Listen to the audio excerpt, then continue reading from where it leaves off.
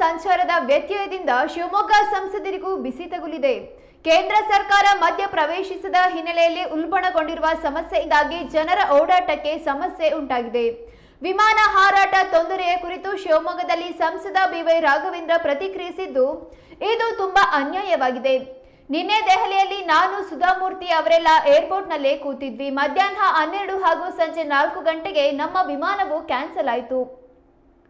ಸಂಜೆ 6ಕ್ಕೆ ಹೊರಟು ಹೇಗೋ ರಾತ್ರಿ ಶಿಕಾರಿಪುರಕ್ಕೆ ಬಂದೆ ಎಂದರು. ಹೇಗೆ ಬಂದೆ ಎಂದು ಕೇಳಬೇಡಿ. ವಿಮಾನ ಸಂಚಾರ ವ್ಯತ್ಯಯದಿಂದ ಸಾಕಷ್ಟು ಜನರು ಸಮಸ್ಯೆ ಅನುಭವಿಸುತ್ತಿದ್ದಾರೆ. ಸಾವು ನೋವು, ಸಭೆ ಸಮಾರಂಭ, ಶುಭ ಕಾರ್ಯಕ್ರಮ, ವಿದೇಶಕ್ಕೆ ಹೋಗುವವರಿಗೆ ಸಮಸ್ಯೆಯಾಗಿದೆ. ಹುಬ್ಬಳ್ಳಿಯಲ್ಲೇ ಮದುವೆ ರಿಸೆಪ್ಷನ್ ಆನ್ಲೈನ್ನಲ್ಲಿ ಮಾಡಿಕೊಂಡಿದ್ದಾರೆ. ಅನೇಕ ಮದುವೆ ಧಾರ್ಮಿಕ ಕಾರ್ಯಕ್ರಮಗಳು ಕ್ಯಾನ್ಸಲ್ ಆಗಿವೆ ಎಂದರು. ಸರ್, ತುಂಬ ನಾನೊಂದು ನಿನ್ನೆ ಡೆಲ್ಲಿಲಿ ಗೌರಂತ ಸುಧಾಮೂರ್ತಿ ಅವರು ಎಲ್ಲರೂ ಏರ್ಪೋರ್ಟಲ್ಲಿ ಕೂತಾಗ ನಾನೇ ಸ್ವತಃ ನಿನ್ನೆ ಬೆಳಗ್ಗೆ 12 ಗಂಟೆ ಫ್ಲೈಟ್ ಬುಕ್ ಮಾಡಿದೆ, ಕ್ಯಾನ್ಸಲ್ ಆಯಿತು. 4 ಗಂಟೆಗೆ ಕ್ಯಾನ್ಸಲ್ ಆಯಿತು. ಮತ್ತು 6 ಗಂಟೆಗೆ ಹೇಗೆ ಬಂದಿದ್ದು ಕೇಳೋಕ್ಕೆ ಹೋಗ್ಬಿಡಿ, ಆಮೇಲೆ ಹೇಳ್ತೀನಿ, ಮೀಡಿಯಾ ಮುಂದೆ ಹೇಳೋಕ್ಕೆ ಇಷ್ಟಪಡಲ್ಲ. ಬಂದೆ, ಒಟ್ಟು 6 ಗಂಟೆ ಹೊರಟು ರಾತ್ರಿ ಬಂದು ಟ್ರೈನ್ ಹೊರಟು ಬಂದೆ ನಾನು. ಸಾಕಷ್ಟು ಜನ ತುಂಬ ಅನ್ಯಾಯ, ಅನೇಕ ಹೊರದೇಶದ್ದು ಎಷ್ಟೋ ಸಾವು ನೋವಿಗೆ ಹೋಗಬೇಕಾದಂಥವ್ರು, ಮದುವೆಗಳು ಆನ್ಲೈನಲ್ಲಿ ಪಾಪ ನೋಡಿ, ಮೊನ್ನೆ ಹುಬ್ಳಿ ಮದುವೆಗೆ ಸಂಬಂಧಪಟ್ಟಂತೆ ತಾವೇ ಮಾಧ್ಯಮದಲ್ಲಿ ಹಾಕಿದ್ದೀರಿ. ಜನ ಇಲ್ಲಿ ಸೇರಿದ್ದಾರೆ, ಅಕ್ಷತೆ ಕಾಳು ಕೊಟ್ಟಿದ್ದಾರೆ, ಗಂಡು ಹೆಣ್ಣು ಓರಿಸೋದಿದ್ದಾರೆ. ಸೊ ವಿಡಿಯೋ ಕಾನ್ಫರೆನ್ಸ್ ಮುಖಾಂತರ ಅಲ್ಲೇ ಅಕ್ಷತೆ ಹಾಕಿದ್ದಾರೆ. ಅಕ್ಷತೆ ಪಾಪ ಅಲ್ಲೇ ಬಿದ್ದಿದೆ, ಅದು ಬೇರೆ ಆಯಿತು ರಿಸೆಪ್ಷನ್ನಲ್ಲಿ ಅಲ್ವಾ. ಈ ಥರ ಅನೇಕ, ಮತ್ತು ಎಷ್ಟೋ ದೊಡ್ಡ ಮದುವೆಗಳು ಕ್ಯಾನ್ಸಲ್ ಆಗಿದೆ. ಫ್ಯಾಮಿಲಿ ವೈಸು ಧಾರ್ಮಿಕ ಕಾರ್ಯಕ್ರಮಗಳಿಗೆ ಎಲ್ಲೋ ಒಂದು ಕಡೆ ಎಲ್ಲರೂ ಸೇರ್ಕೊಂಡು ಹೋಗಬೇಕಾಗಿತ್ತು, ಒಬ್ಬರು ಇಬ್ಬರು ಹೋಗದೆ ಕ್ಯಾನ್ಸಲ್ ಆಗಿದೆ ಸಾಕಷ್ಟು. ಮತ್ತು ಯಾವುದೋ ಒಂದು ಟೂರಿಗೋಸ್ಕರ, ಫ್ಯಾಮಿಲಿ ಟೂರ್ ಟ್ರಿಪ್ಪಿಗೋಸ್ಕರ ಒಂದು ವಾರದ್ದು ಹೋಟೆಲ್ ಗಿಟೆಲ್ಲ ಬುಕ್ ಮಾಡಿರ್ತಾರೆ, ಇಲ್ಲಿ ಸಿಗಾಕೊಂಡು ಹೋಗೋಕ್ಕಾಗಿಲ್ಲ. ಈ ಥರ ಲ್ಯಾಕ್ಸ್ ಟುಗೆದರ್ ಲಾಸ್ ಆಗಿದೆ. ಹಂಗಾರೆ ನಂದು ವಿನಂತಿ ಏನಂದರೆ, ನಾನು ನಾಳೆ ಪಾರ್ಲಿಮೆಂಟಲ್ಲೂ ಕೂಡ ರಿಕ್ವೆಸ್ಟ್ ಮಾಡೋನಿದ್ದೀನಿ, ಏನು ಅನ್ಯಾಯ ಆಗಿದೆ ಸಾಮಾನ್ಯ ಜನರಿಗೆ, ಅವ್ರಿಗೆ ಆದಂಥ ಲಾಸನ್ನು ತುಂಬಿಕೊಡ್ಬೇಕು ಯಾರಾದರೂ. ಅದು ಏರ್ಪೋರ್ಟ್ ಅಥಾರಿಟಿ ಆಫ್ ಇಂಡಿಯಾ ಅವರಾದ್ರೂ ಮಾಡಬೇಕು, ಅಥವಾ ವೈಯಕ್ತಿಕವಾಗಿ ಇಂಡಿಗೋ ಏನಿದೆ ಅವರೇ ಫುಲ್ಫಿಲ್ ಮಾಡ್ಕೊಡ್ಬೇಕು. ಯಾಕಂದರೆ ಇದು dispute between IndiGo and their staff, dispute between IndiGo ಏರ್ಲೈನ್ಸ್ವರೆಗೂ ಮತ್ತು ಸ್ಟಾಫಿಗೂ ಇರುವಂಥ ಡಿಸ್ಪ್ಯೂಟ್ ಇದು.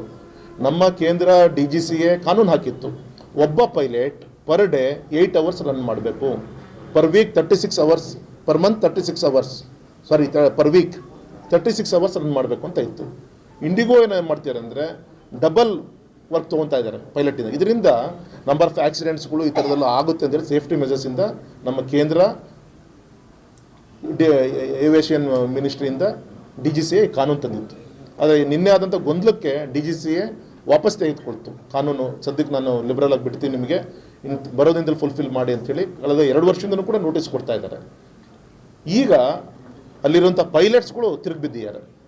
ನಮ್ಮ ಕೇಂದ್ರ DGCAನೇ ಕಾನೂನು ಪರ್ ಡೇ 8 ಅವರ್ಸ್ ಅಂತ ಇದ್ಮೇಲೆ ನಮ್ಮನ್ನೇ ಯಾಕೆ 16 ಗಂಟೆ ದುಡಿಸ್ಕೊತೀರಿ ಅಂತೇಳಿ ಅವರು ಸ್ಯಾಲ್ರಿ ಹೈಕ್ ಮಾಡಬೇಕು.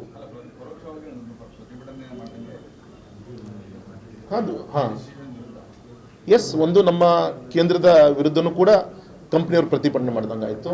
ಪೈಲಟ್ಸ್ಗಳು, ಕ್ರೂಸ್ಗಳು ಏನಿದ್ದಾರೆ ಅವರು ಅವರ ಏವಿಯೇಷನ್, ಅವ್ರ ಫ್ಲೈಟ್ ಇದು ಏರ್ಲೈನ್ಸ್ ವಿರುದ್ಧ ಅವ್ರು ಹೋರಾಟ ಮಾಡ್ದಂಗೆ ಆಗಿದೆ ಸರ್. ಆದರೆ ಇದರಲ್ಲಿ ಗಂಡ ಹೆಂಡತಿ ಮಧ್ಯ ಕೂಸು ಬಡವಾಯಿತು ಅಂತ ಆಗಿದ್ದು ಯಾರು ಅಂದರೆ ನಮ್ಮ ಸಾಮಾನ್ಯ ಜನರು ಸರ್. ತುಂಬ ಲಾಸ್ ಆಗಿದೆ ಅವರಿಗೆ. ಯಾವುದೋ ರೀತಿಯಲ್ಲಿ ಫುಲ್ಫಿಲ್ ಮಾಡಿಕೊಡ್ಬೇಕು. ನಾಳೆ ಪಾರ್ಲಿಮೆಂಟಲ್ಲಿ ಕೂಡ ನಾವೆಲ್ಲರೂ ಕೂಡ ಮಾತಾಡೋದು ಸರ್. ಈಗಾದಂಥ ಹೊರತಕ್ಕೆ ಇನ್ನೂ 1 ವಾರ ಬೇಕು ಟೇಕ್ ಆಫ್ ಆಗಲಿಕ್ಕೆ, ಫುಲ್ಫಿಲ್ ಆಗುತ್ತೆ.